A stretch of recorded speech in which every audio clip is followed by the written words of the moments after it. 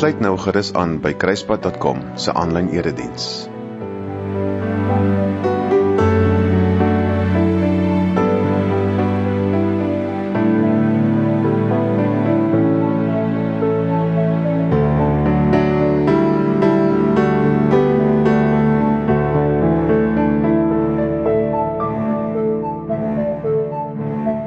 Ons wil baie welkom sê vir die Kruispad 247 kykers. Dit is 'n groot voorreg om vandag met julle die tema rondom die koninkryk van God, van Christus, wat hy dan met ons kom deel uit die bergrede vandag met julle te deel. Terwyl ek hier so stap in die Nysnabos, kan 'n mens nie anderste as om te dink wat Jesus in gedagte gehad het toe hy die tema rondom die koninkryk van God met sy medegelowiges deel. So voor ons verder gaan en die hele tema met julle deurpraat, gaan ek dat ons stil word in 'n gebed. Kom ons bid saam.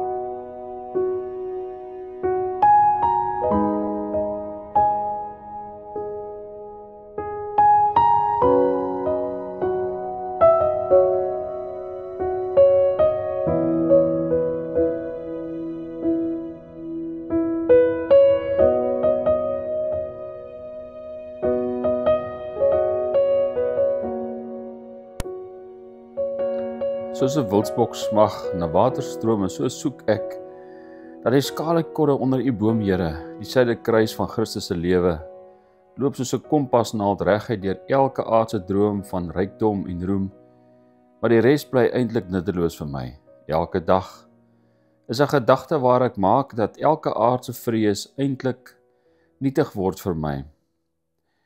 Die afdraai paadjies ken ek, Here, ek het self daar loop verdwaal.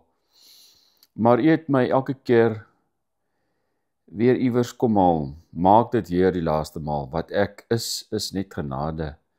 Wat ek het, is net geleen. Eintlik smag ek na die waters van rus, waar u koninkryk ook my grondgebied word. Lei my, Heer, vanaand daarheen. Amen.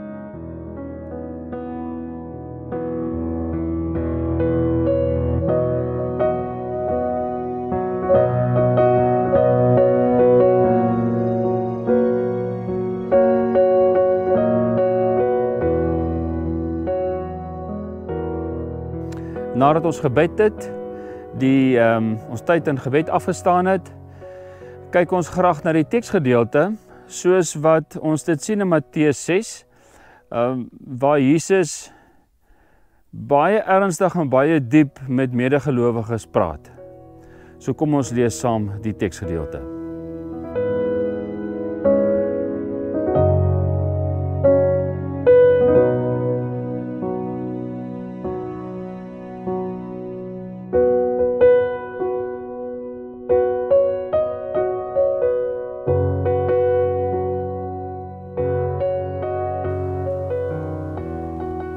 Die oog is die lamp van die liggaam. As jou oog suiwer is, sal jou hele liggaam verlig wees. Maar as jou oog boos is, sal jou hele liggaam donker wees. As die lig in jou donker is, hoe groot is die duisternis nie? Moet julle daarom nie bekommer en vra, wat sal ons eet? Of wat sal ons drink? Of wat sal ons aantrek nie? Dis immers alles dinge waarna die heidenasies soek. Julle hemelse Vader weet tog wat julle alles nodig het. Maar soek eers die koninkryk van God en sy geregtigheid, en al hierdie dinge sal vir julle bygevoeg word. Moet julle dus nie bekommer oor die dag van môre nie. Môre sal hom oor homself bekommer. elke dag het genoeg van sy eie kwaad.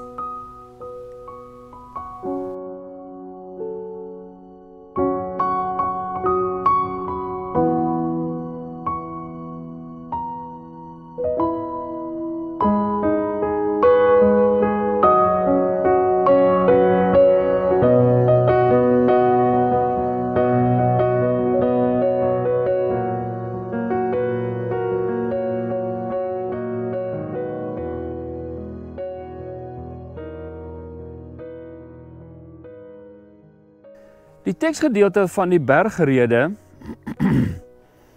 verwys natuurlik na waar Jesus waarskynlik in isolasie homself afsonder en dan eintlik iets baie belangriks met medegelowiges wil deel.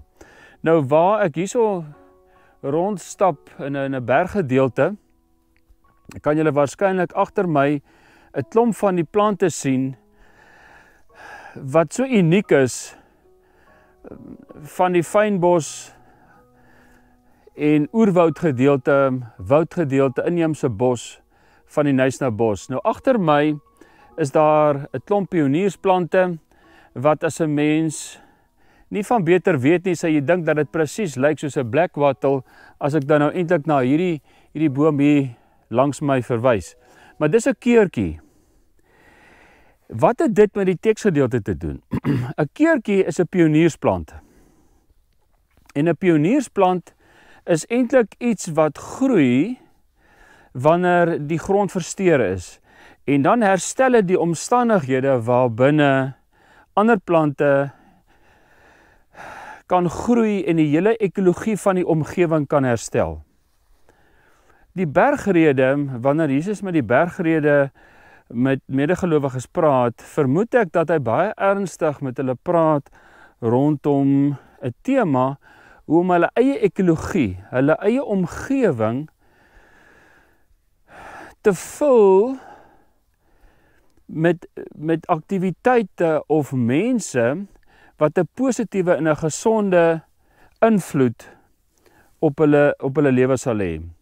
Soos wat ek hierso stap, beweeg ek vanaf die pioniersgedeelte waar die keurtjies groei in 'n stuk oorgangsbos in waar die fynbos groei.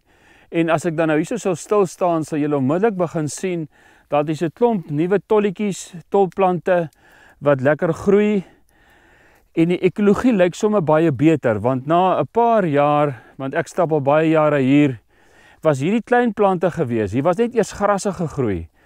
En nou stadig maar seker is die inheemse bos besig om te herstel. Iets van dit wil Jesus vir ons sê in die bergrede. Wat is die omstandighede? Wat is die habitat vir ons om as gesonde gelowiges te groei? Want ek dink die koninkryk van God en eintlik veral die gedeelte in die bergrede wat ook eintlik gaan dan oor waar Jesus sê, wat saai jy? Wat sit jy in die grond? Want dit wat ons in die grond sit is presies dit wat dan eintlik later groei. So die habitat waarvan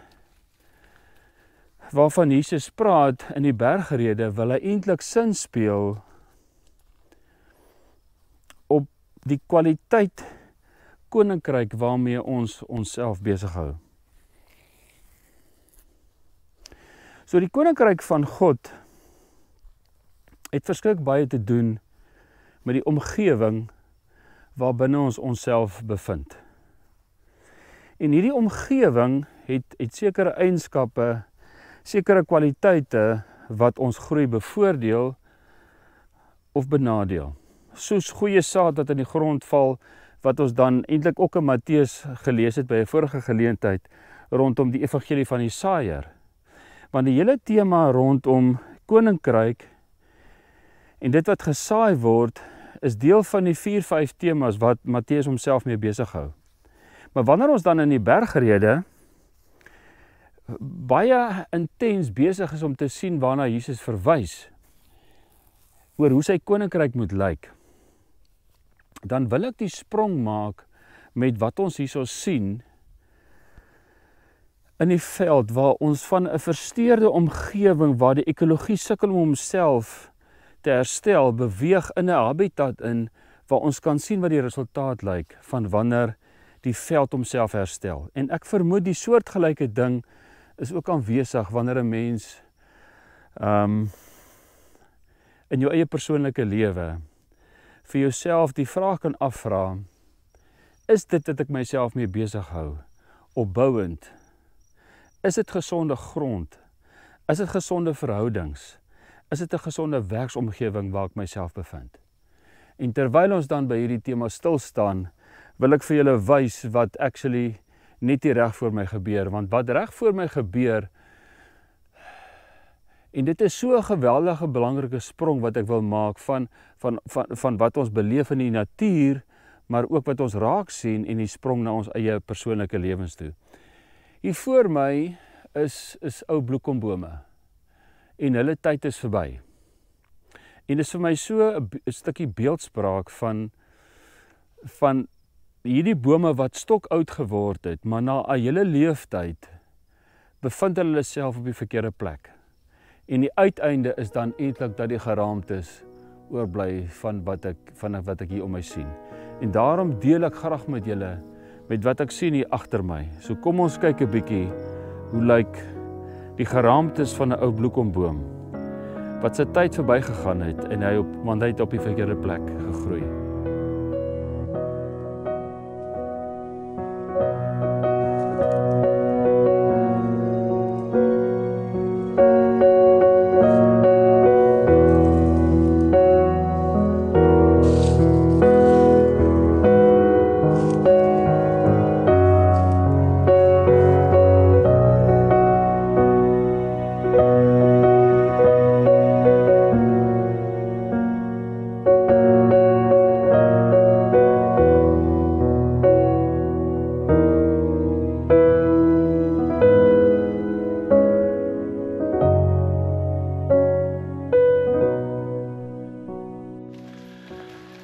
Goeiemôre, ons is nog steeds besig met die bergrede in die koninkryk van God, waar Christus met ons praat vanuit die berge uit, vanuit 'n plek van isolasie. Gisteraand het die donker my gevang en die mis en ons het nie meer lig gehad om met julle te praat nie. So wat nou gebeur is, ons is letterlik 'n paar 100 meter van waar ek gisteraand die metafoor gebruik het van die bloekombome wat in isolasie gestaan het, wat 'n vreemde boom is, en 'n klomp goed rondom hom laat doodgaan het, en dan die analogie te maak met die koninkryk van God en ons as gelowiges, waar wanneer 'n mens in isolasie probeer groei, dan is jy eintlik soos 'n vreemde boom wat nie 'n lang leeftyd het nie, en jy kan dalk wel oud word, maar jy gaan op die ouene buite tyd en plek gaan jy dood. As gevolg van jou isolasie. So wat ons hierso het, is heeltemal 'n ander habitat. En dit is belangrik om te sê, dis net 'n paar 100 meter weg van dit af. Want as jy om my rond kyk, sê jy sien dat die ekologie hier is heeltemal 'n ander aard. Waar ons begin het met die pioniersplante, wat oorgeloop in die fynbos, is ons nou diep in die bos. En reg rondom my, van bo tot die onder, is hier so oralste blare en plante wat absoluut gelukkig, absoluut gesond groei. Tot op die grond, sal julle sien, hier onderste het ons die onderbos, Trichoklades, en as ek nou net hier agter by 'n kalander verby, Podocarpus falcatus, hier is 'n stukkie stinkhoutboom, wat julle daarso sien, lekker stuk stinkhout wat daarso groei, Ocotea abulata. En hoekom al die name? Ek sien in die koninkryk van God is dit presies dieselfde. Elkeen van ons het 'n unieke karakter, 'n unieke identiteit. Maar wanneer ons leer om in simbiose met ander gelowiges in 'n positiewe habitat te leef, dan lyk ons ekologie gesond soos wat ek hierso sien en dan nou ook vir julle kan wys. So wanneer Jesus met ons praat uit die bergrede uit, dan wil hy vir ons sê dat die koninkryk van God het sekere eienskappe. En hierdie eienskappe is die selfde eienskappe wat ek dan nou sien hier reg rondom my. Elkeen is uniek. Daar's 'n stukkie andersheid. Hier kom ons nou by 'n klomp bergvarings verby. Cyathea capensis is nou die botaniese naam. Nie dat ek jou wil beïndruk met die name nie, maar dis nou maar wat dit is. En daar agter my, hierso groei weer 'n lekker stuk stinkhout.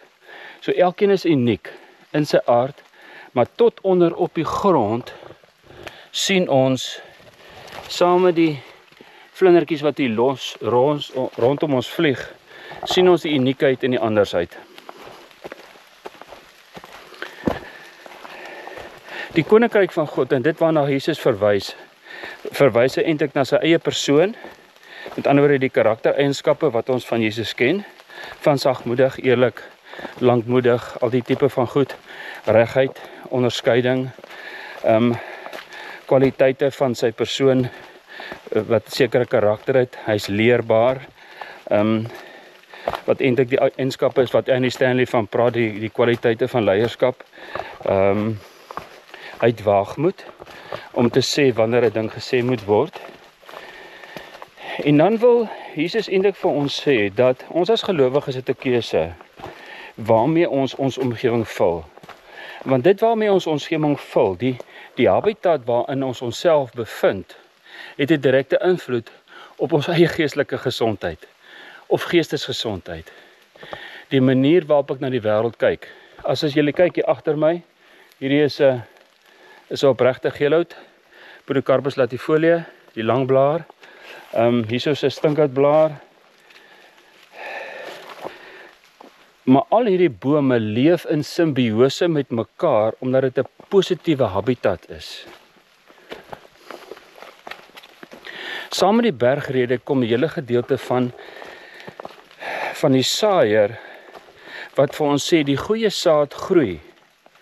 En ek wil hy sprong heen en weer maak met die ekologie van die saaier en ook van ons as gelowiges wat die koninkryk van God wil leef. As hierdie habitat ongesond is, kan ons nie andersins as om redelik negatief na die wêreld en onsself te kyk nie. Dit is baie moeilik om oor ons skaduwee te spring van dit waarmee ons onsself omring. In hierdie bos het Sandparks, die parkeraad, omgewingsake dit reg gekry om stukkies bos te beskerm sodat ons as gelowiges, ons as mense hierdeur kan beweeg. Eintlik om onsself te vind. Net so in die wêreld daar buite het ons nodig om onsself te isoleer en tyd te maak om by God uit te kom, maar onsself ook te isoleer van situasies en mense en omstandighede wat nie opbouend is nie. En vandaar die hele term van die eklesia, van die gemeenskap van gelowiges, wat veronderstel is om 'n opbouende gemeenskap te wees. Die koninkryk van God is veronderstel om 'n versameling gelowiges te wees, wat elkeen gun om sy uniekheid te ontdek en te leef. Sy gawes, sy talente, sy spesifieke persoonlike styl te leer ken in 'n habitat van gelowiges waarop gefokus is, nie op hulle self nie, maar ook jy as 'n ander gelowige om te ontdek wie en wat jy is voor God. Uniekheid is eintlik die rede vir die voortbestaan. Maar dit moet ons ontdek omdat ons verstaan dat God se plan is om in ons diversiteit iets van ons uniekheid raak te sien.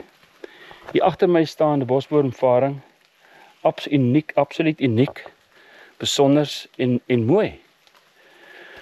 Maar die varing is nie die stinkhout wat daar agter staan nie. Die varing is nie kwaad omdat dit in die stinkhout is nie, die varing is varing. As gelowiges binne die koninkryk van God. En ek dink dis eintlik die gedagte wat Jesus dan nou los in die bergrede, moet ons uniekheid aanvaar en verstaan. Maar ons moet onsself ook omring met ander gelowiges wat dieselfde waardesisteem respekteer. En dan wil ek eintlik afsluit met die laaste voorbeeld. In hierdie habitat, in die wêreld, in die koninkryk van God, dink ek leef ons op een van twee maniere. Ons het 'n oorwinningslewe, 'n lewe in liefde, of 'n lewe in vrees. Ek kan heeltyd bang wees oor wat met hier my gaan gebeur, of ek kan my rus vind, dat God met my 'n plan het, en dat ek 'n plek het hierso in hierdie habitat.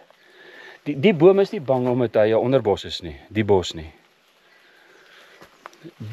Die onderbos aanvaar sy uniekheid en sy plek binne hierdie ekosisteem. En dis dieselfde vir ons as gelowiges. Wanneer ek my roeping en my doel omhels, dit 'n liefde aanvaar, kan ek iets afgee wat alles en almal om my die ruimte gaan om te leef. Wanneer ek egter in vrees leef, dan is ek in 'n permanente beklei met alles en almal om my.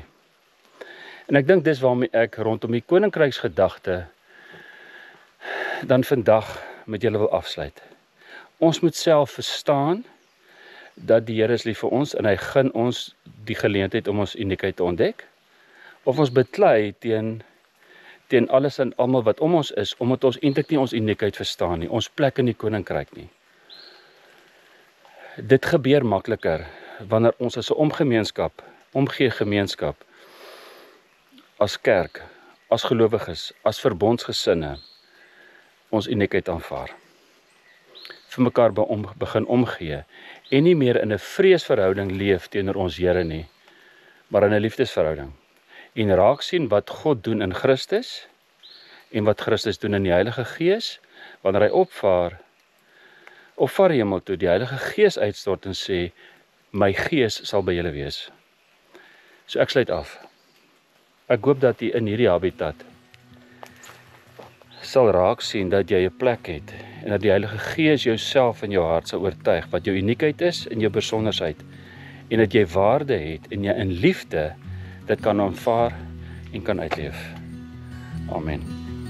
All my words fall short.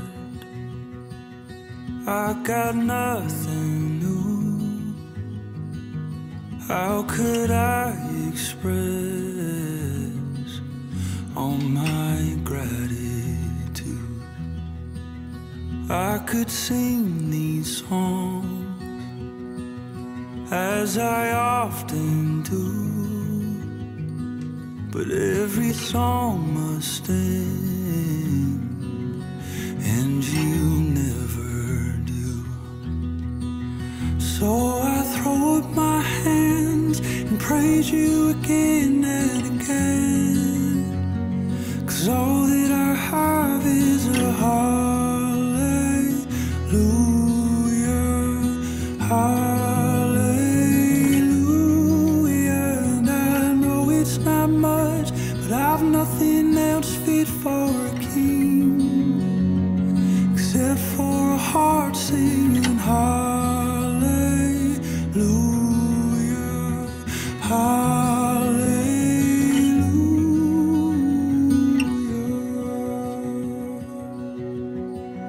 I've got one response, I've got just one move, with my arms stretched wide, I will worship you. So I throw up my hands and praise you again and again, 'cause all that I have is a hallelujah, hallelujah. And I know it's not much, but I've nothing else fit for a king, except for a heart singing hallelujah, hallelujah.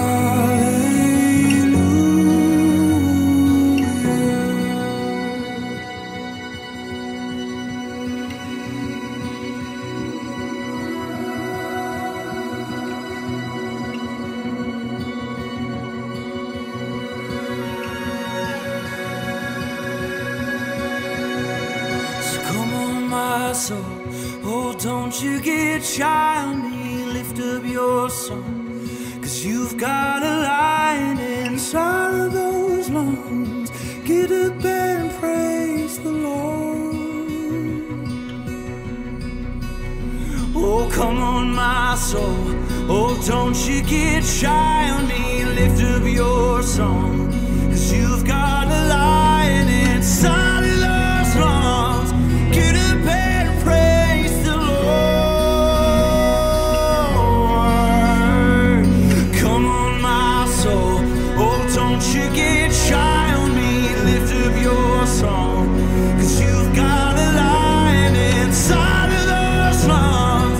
Get up and praise the Lord.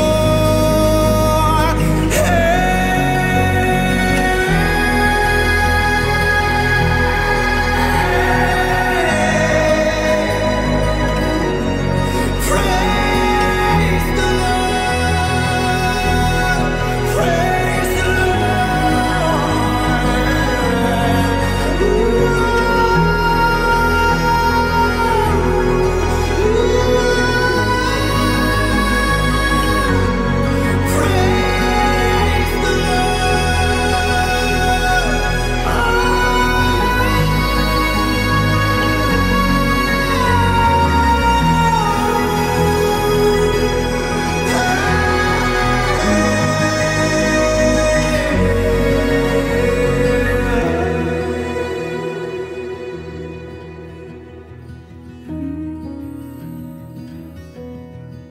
So I throw up my hands, praise you again and again, 'cause all that I have is a hallelujah, hallelujah. And I know it's not much, but I've nothing else fit for a king except for a heart singing